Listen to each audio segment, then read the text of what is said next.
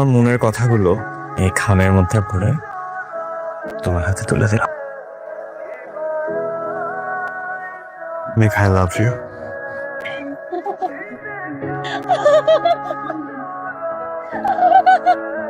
No! No!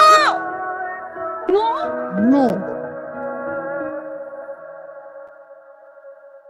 Congratulation, আপনারা হইতেছেন আমাদের 50তম কাস্টমার। আমাদের থেকে এখান থেকে ডিসকাউন্ট চলবে, 50% ডিসকাউন্ট। আমাদের একটা মিসআন্ডারস্ট্যান্ডিং হচ্ছে, আমরা আসলে কাস্টমার না। কাস্টমার না মানে কি? আপনারা কি লাইছেন? অ্যাকচুয়ালি আমরা এসেছিলাম আপনাদের ওয়াশরুমটা ইউজ করতে। ইয়াল্লা, আসেন আপনারা এই ওয়াশরুম দেখে দিই। এইটা আপনার জন্য। আমার জন্য থ্যাংক ইউ। খেয়ে জানাবেন কেমন লাগলো। আপনি এখানে? কিন্তু আমি তো আপনার কাছে আসিনি, আমি এসেছি আপনার রেস্টুরেন্টে কফি খেতে, এসেছি একটু একা থাকার জন্য। কেন, আপনার কি আজকে মন খারাপ?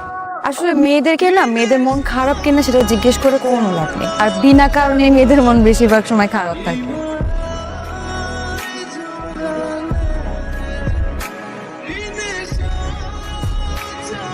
আপনার মন খারাপ থাকলে আপনাকে আরো বেশি ভালো লাগে।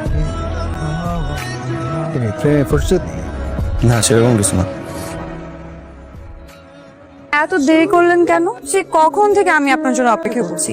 কি করব বলুন ম্যাডাম, টিউশনি শেষ করে বাইরে তখন ঝুম বৃষ্টি। আমার জন্য তো আর গেটের বাইরে কেউ মার্সিডিজ নিয়ে দাঁড়িয়ে থাকবে না, তাই ঝুম বৃষ্টি মাথায় নিয়ে কাদা জল ভেঙে গরিবের গাড়িতে মানে দু পায়ের উপর ভরসা করেই আসতে হয় আপনার আমন্ত্রণ রক্ষা করতে।